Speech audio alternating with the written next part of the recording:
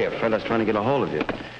Park your hat and grab a chair, huh? I just got your message, Jack. What's it all about? Oh, I got this story to do. Thought you might be the person that could help me most. Well, listen to one of these letters to the editor.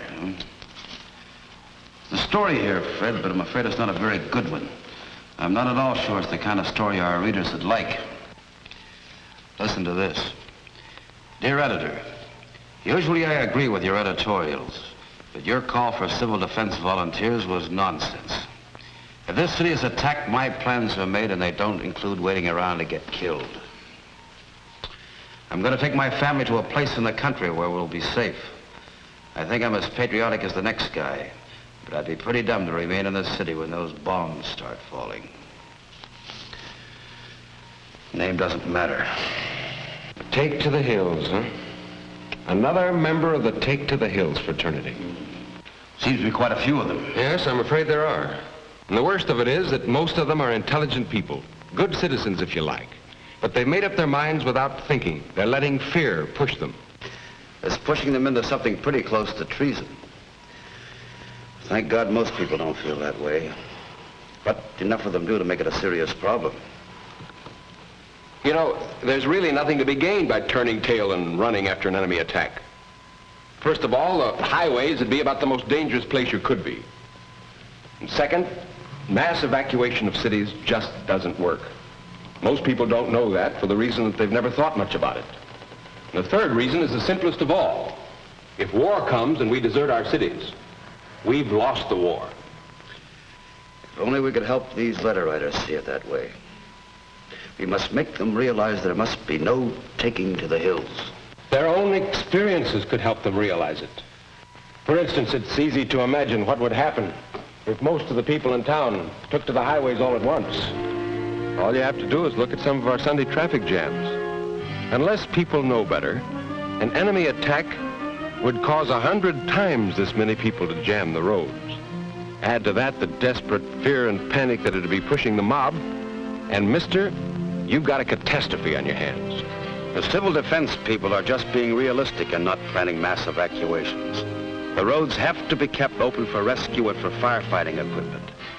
That means every car which is not officially authorized will have to be stopped and moved out of the way.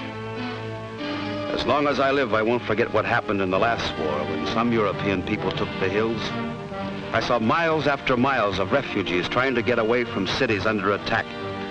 All they did was choke up the road, so hardly anything could move. Even they couldn't get very far.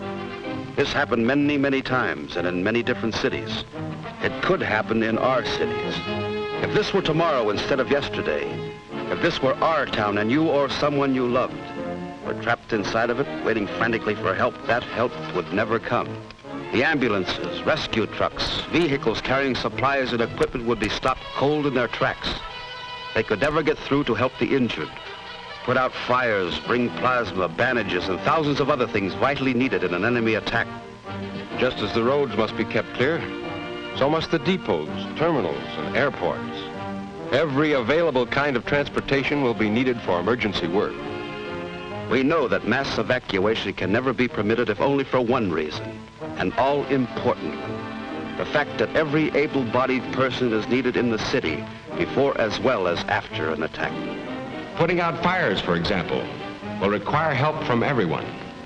We must realize that in modern warfare, city dwellers find themselves right in the front lines.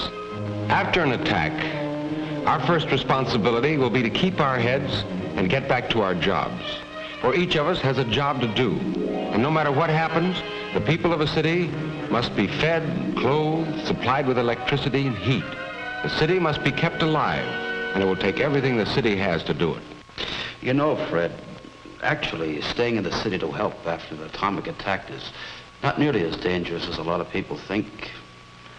The danger of, well, lingering radiation is not really very serious.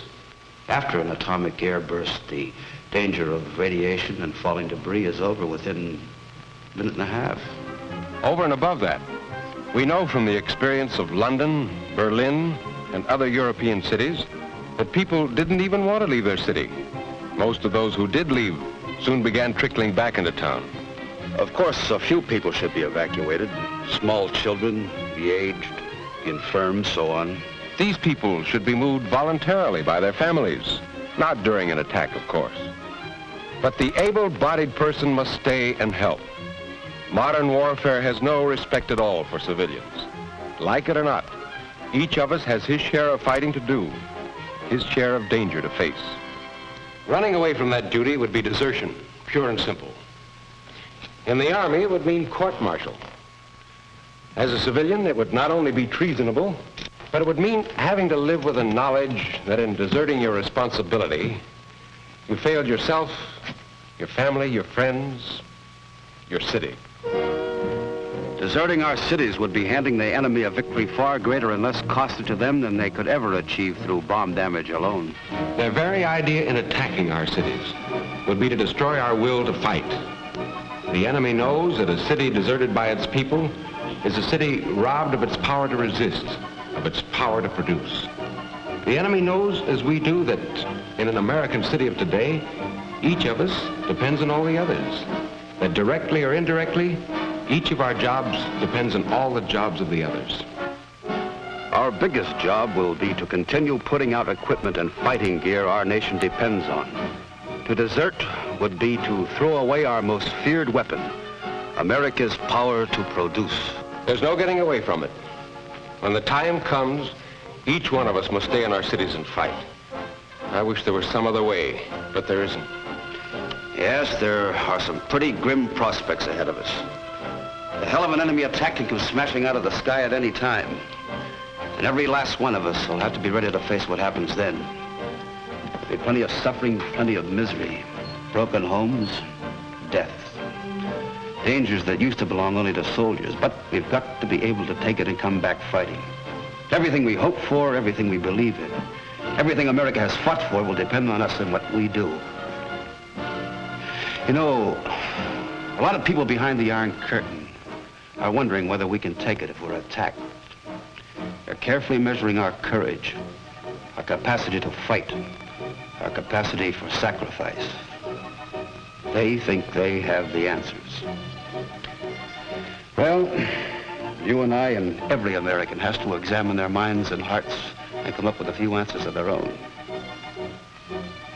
Question is, have Americans got the guts? Have you got the guts?